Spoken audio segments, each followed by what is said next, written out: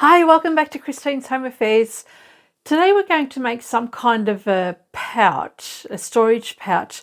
I'm going to show you how to draft the pattern, and the pattern is going to enable you to make this in a multitude of sizes. So when I started, I was originally going to have just 2 sizes, but I've since discovered that we can do this in 4 different sizes just from the one pattern. I'll show you how to draft one pattern that will enable you to do this in various sizes. So this is the pouch. It's an envelope style pouch, and it's designed for you to store bits and pieces in there. So your craft stuff, cosmetics and so on. So it's got a couple of snap fasteners. I say it's an envelope style because it kind of looks like one when you open it up. So I've got this one here with a lightweight Pallen, and then I've got this bigger one here that I've made with a Decaville, which is a much more stiff stabilizer. So we can make this in a couple of different sizes, all from the one pattern. Let's get to it. I have a large sheet of paper here, and this is going to create both size patterns that I'm going to show you. I'll also be working in inches for this because it'll be easier for me to show you the markings. It's also easier for me to see. The sheet that I've got here is 15 inches all the way around, and you want to try and have that as perfectly square as you possibly can. Once you've done that, we'll fold the paper in half and line up those edges so that they're perfectly straight, and we've got our folded edge down here. From there, we're going to mark a line beside that folded edge that is 1/2 inch from the fold. So just make a mark along the edge here and draw a solid line along that length. And if you have a quilting ruler, then you can mark that line in one go. So what I'm going to do is mark my line, but as I do that, I'm going to press quite firmly because I want to create an indent in the paper. So if you press firmly and mark that line at the same time, you'll get a nice indent. Flip your paper with the line faced down, and then we're going to fold this folded edge up along that drawn line. And that indent helps you fold a really nice straight edge. So if we open this out now,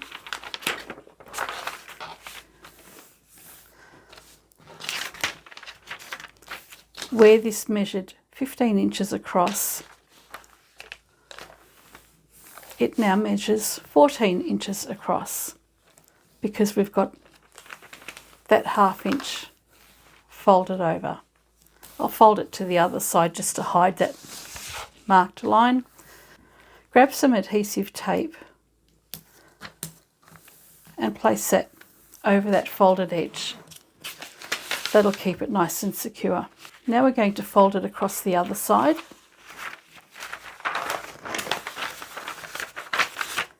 And you can line up this folded edge with the other folded edge and then make that nice and even across the top.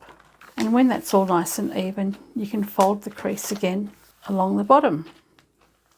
So on this folded edge, we're going to do exactly the same thing. We'll mark that 1/2 inch line firmly all the way across, face that down and fold it up. When you open that, you're going to have a perfect square again. So I'll run some more tape along here just to keep that in place whilst we create our pattern. So we've now created the foundation for 2 different sized storage containers. I'll flip that over so I can't see any of the markings. Just double check that you've got an even 7 inches from that center fold all the way around. And once you're happy with that, you're good to go. From this folded edge here, it doesn't really matter which folded edge you use, but we're going to measure 4.5 inches from the fold on both sides, and we'll do that at the bottom here as well.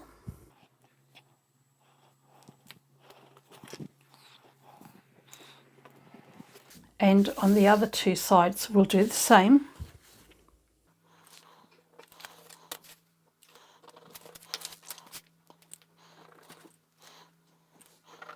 So we've got the same positions marked on all four sides. From this end to this end we're going to mark a solid line, and we'll do the same on this side. And on these 4 points here we're going to mark a curve. The curve can be any size you like.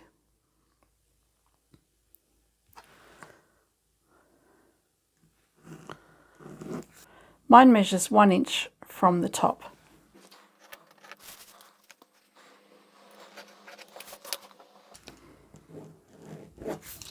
From the fold in the paper here, and using this reference line, we're going to measure 2.5 inches. Repeat over this side,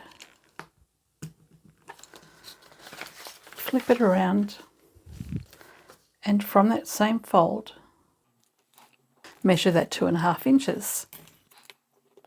Now that we've got that reference point marked and this reference point marked, we can draw a diagonal line.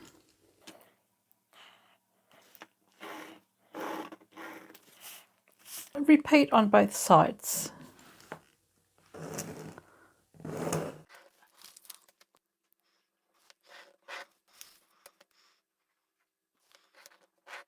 So what we have now is a curved edge along these two sides, and we have a diagonal wedge coming out on the other sides. We can cut this out. So you just want to cut on the diagonal here,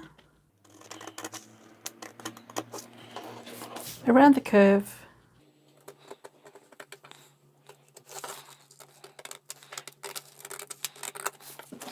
and repeat for the other 3 corners.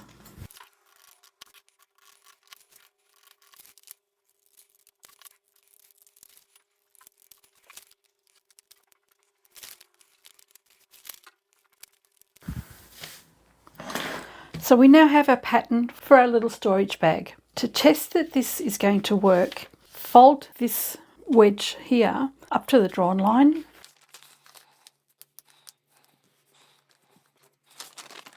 and then bring these edges together.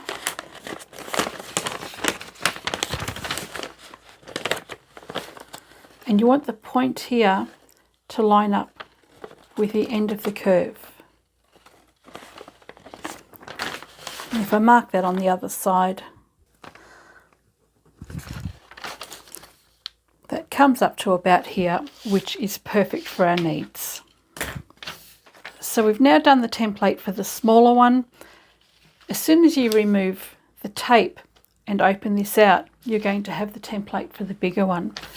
So let's put this to fabric now. Once we've cut out the smaller piece, we'll open this out and cut out the larger one. This is the size of the stabilizer that we're using, not the fabric. We still need to make allowance for our seams. For my first one, I'm using this lightweight iron-on Pallan or Parlan. It's just a very lightweight fusible stabilizer. I've placed my pattern over the top and I've cut this shape out. So this is the stabilizer, and then we need fabric to be a little bit bigger all the way around. Now that we've got this one cut, we can cut some stabilizer for the larger piece. So all we need to do now is remove that tape,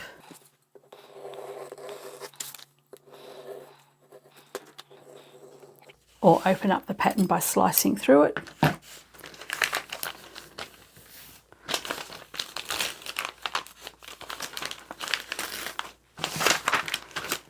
And we have our larger template, which will make our larger pouch.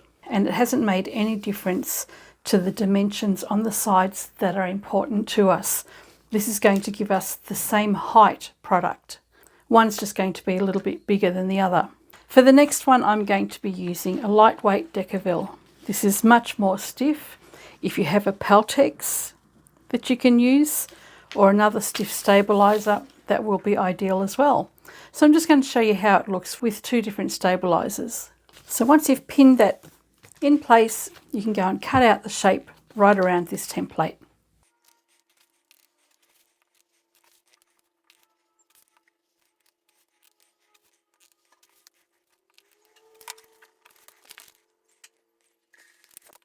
Now that we have both stabilisers cut out, we can find some fabric. We're finished with our pattern and cut our stabiliser, we can get started. So this is what we need. We're going to be using plastic snaps. You can use metal snaps, Velcro if you want to, but you do need 2 sets of each. We want 1 piece of fabric for the outer, and you want 1 piece of fabric for the lining. Take your stabiliser and iron that onto your outer fabric, and I've made sure that I've got enough fabric around all 4 sides to account for the seam allowance. Our stitching line will be right on the very edge of our stabiliser, so as we sew, we'll be sewing right along the edge of that white stabiliser there. So once you've got your pattern cut out, you've cut out the size for your stabiliser, iron that to the back of your outer fabric and take your lining piece, we'll place that faced up, the right side faced down of your outer piece of fabric, and we can pin that together. Once that's been pinned together, we're going to start sewing along one of these curved edges here. We're going to leave a fairly decent opening, especially if you're using a really stiff stabiliser. This one's only soft, so it'll be easy to turn through. This is about 4 fingers width. I'll start sewing right on the very edge here with a back stitch, come all the way around into the corner. When I get into this corner here, I do like to reinforce that. So what I'll do is I'll stitch right to the corner or to that point. I'll back stitch for 2, I'll go forward for 2, leave my needle down, turn the work, and then I'll go forward for 2, back for 2, and forward again. On this point here, I'll do the same. I'll go back and forward, come around and do the same again, and I'll do that on each section where there's an outer point or an inner point.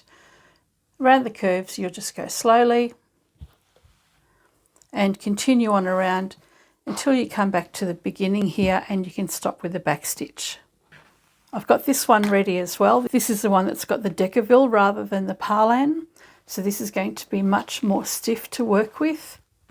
I'm going to sew it up in exactly the same way, but I am going to leave a bigger opening here because it's going to be much more difficult to turn the right way out. But once again, I will reinforce the inner points and the outer points. I might actually reduce my stitch length as I'm going around the corner here. That was a suggestion made to me by a viewer the other day, so I'll get a nicer corner if I reduce my stitch length there. So let's go and sew it up. When we do sew this up, I like to sew with my stabiliser faced up. That way I can follow the edge for my seam allowance, but it also means that there's going to be less shifting in the fabric. So I'll start at the bottom edge with a back stitch, and I don't need to sew on the stabiliser, just right next to it. Go slow around the curve.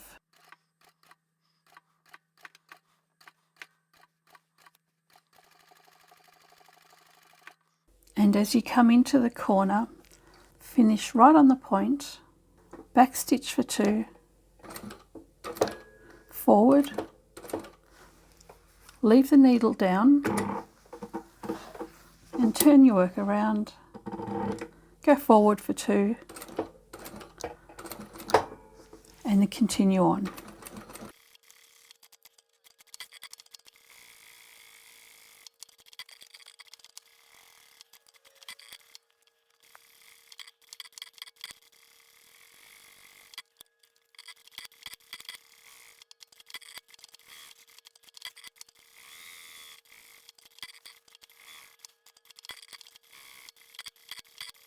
And when you get to the end, back stitch.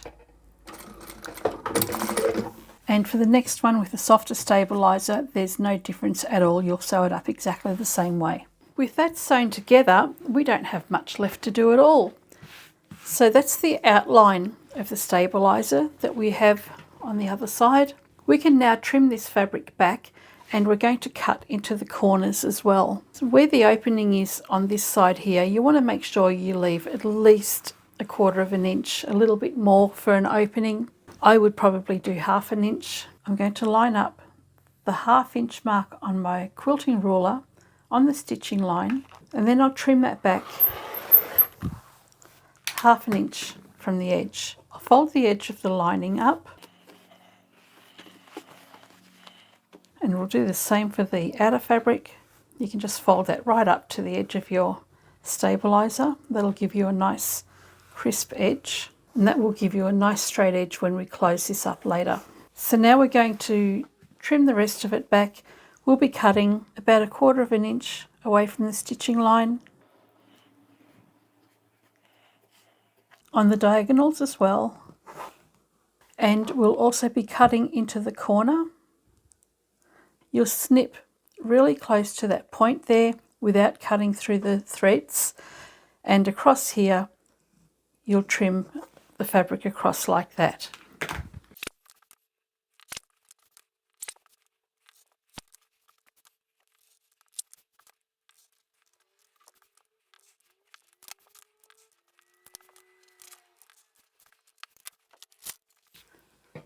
So trim around the curve here and then snip into the curve, but not through the stitching line.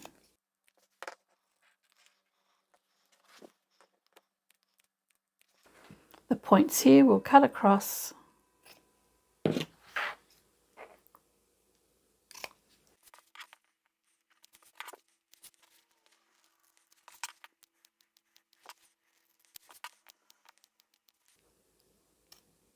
We'll snip right up to the point.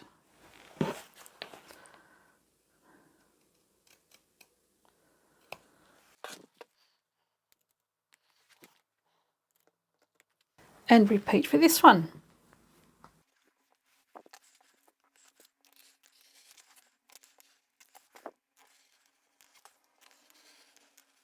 Once you've cut them out, you can turn them the right way out. I think I'll do this one with the palette instead. It'll be much easier for me.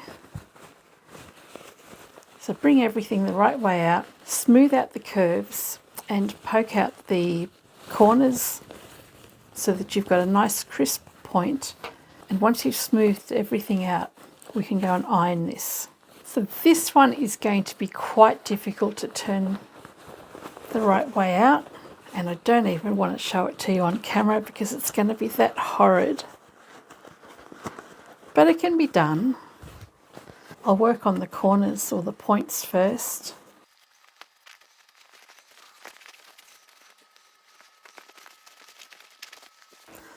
And I'll do the other side as well. So I'm just sticking my fingers into the point and just kind of folding that under.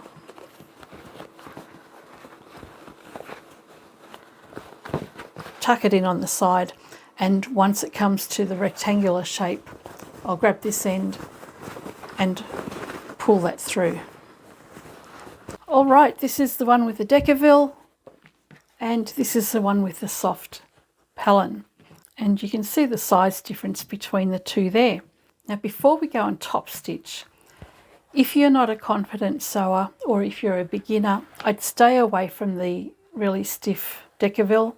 It's quite difficult to turn the right way out, but it's even more difficult to try and get really nice crisp points.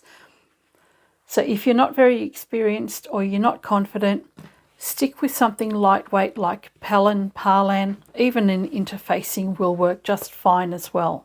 Let's take this to the machine, and we're now going to top stitch all the way around the entire piece. I'll start at the bottom where the opening is.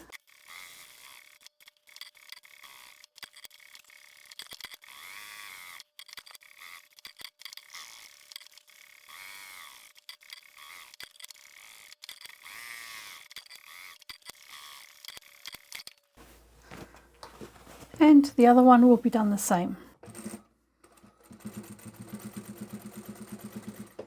Okay, top stitching is done, and now we can add the finishing touches. These straight edges here need to come together. So have right side facing up, bring this wedge section over and line up those straight edges and clip it together. Likewise on this one.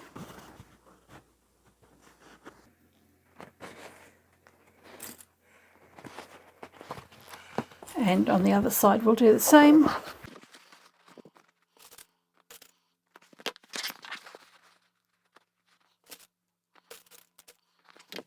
And for the other one we'll do exactly the same.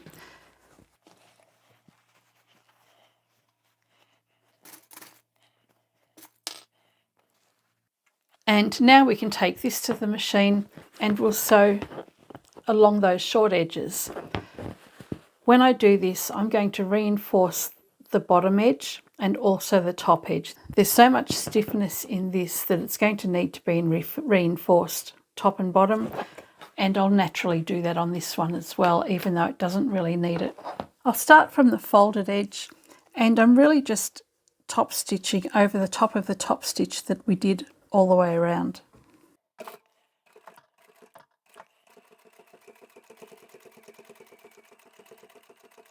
When you get to the corner, back stitch, go forward again, and repeat for the other sides.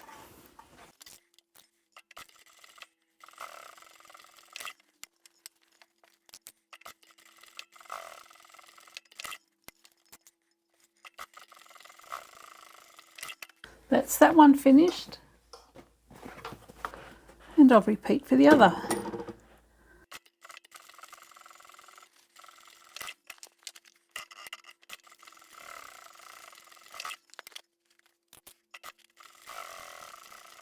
We've got those edges sewn up. We can turn this the right way out now.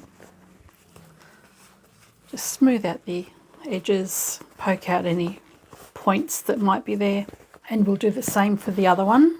So we've got a really soft one here and the stiff one along here. What we can do now is fold these side edges down. Then you fold the bottom edge up and you fold that up to the point. And then we're going to fold this down at the point as well. So that will now look like the back of an envelope. We need to mark our positions for our little snaps. And for this one, I'll be using the purple ones. We'll do the same for this one. Fold the side edges in, bring the bottom edge up to the point, and bring that edge down as well. These ones probably need a more heavy duty snap, but all I've got is these plastic ones at the moment. I don't have any of the metal ones. So to mark the position of your snaps, open that out again. And because we've got this flap folding over diagonally, we don't want to have our snaps sitting across there. So we're going to have one there and another one here. So measure 5/8 of an inch or 1.5 centimeters from this edge, and you'll do that on this side as well. Position your snaps over the top and just make sure it's clear of the fold in the fabric here. When you're happy with that, we'll poke a hole through all the layers, and then fold this over again, and we need to transfer that marking to this flap. Rather than having this folded right on the point, I'm actually going to bring it up just a little bit because we're likely to have things in here. That's why we're making it. So you want to be able to allow for your products to sit inside there neatly without it being packed too tight. So find whereabouts you'd like that to sit, and I've got mine positioned 1 3/4 inches or 4.5 centimetres from the bottom edge. So I've got the end of the flap here, that distance from the bottom. Find the hole that you've made in the fabric and put your awl straight down.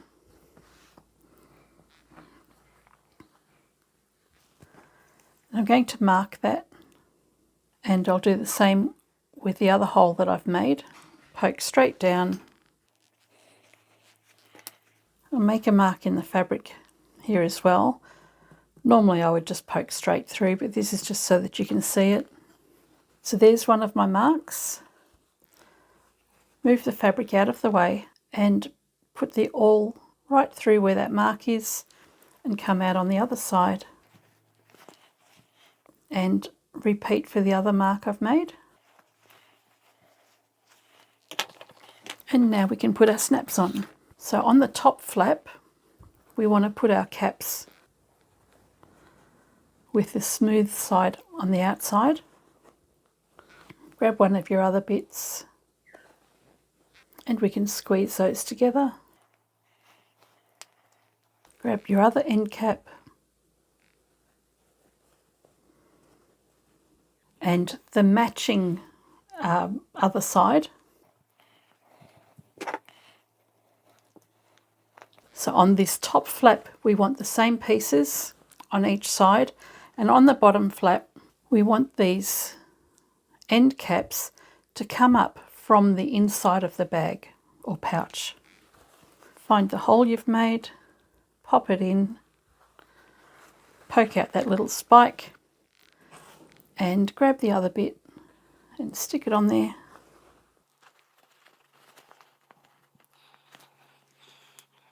And one more.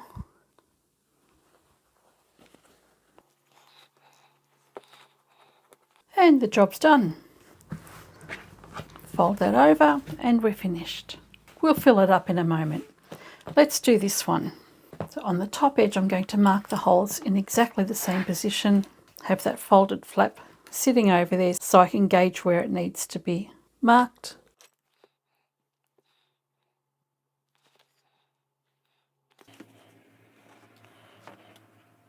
And they look like they're spaced far enough apart so I can poke my hole in there.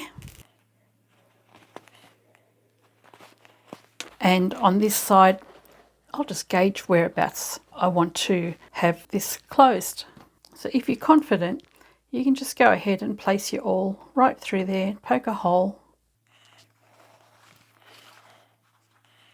and hold that in place whilst you turn it around, and then mark the next hole.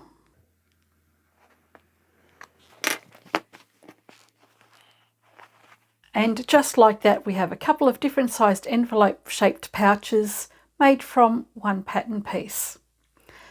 Now so far we've done that pattern piece in 2 different sizes, but using the same folds we can actually make 4 different size bags.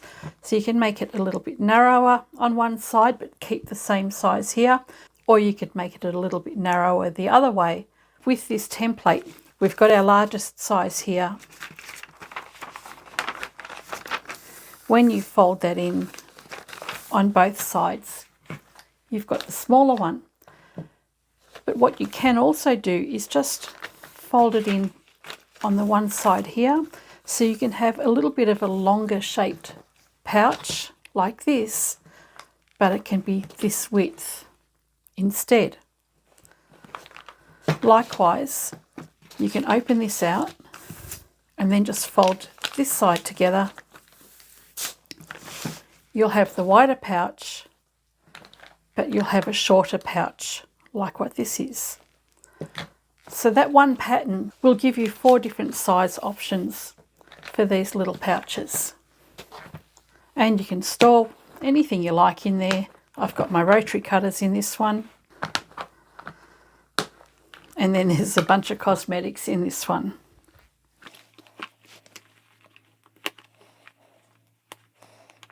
So there we have it, a couple of different sized pouches. I don't even know what to call this.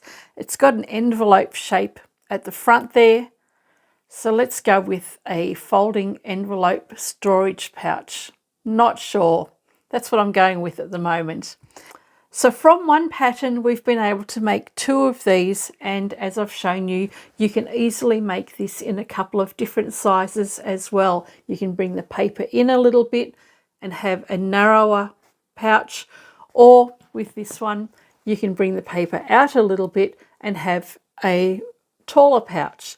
So there are several options for you to choose from, all from one pattern piece. That's all we've got, is just one sheet of paper with a few folds in there, which will give you the different sizes that you need to make different size pouches. So I better go and think of a name for this. I'm going to leave you guys to it. Look forward to seeing it in our Facebook group first thing in the morning when I wake up. I hope you've enjoyed this video, and I shall catch you next time. Bye for now.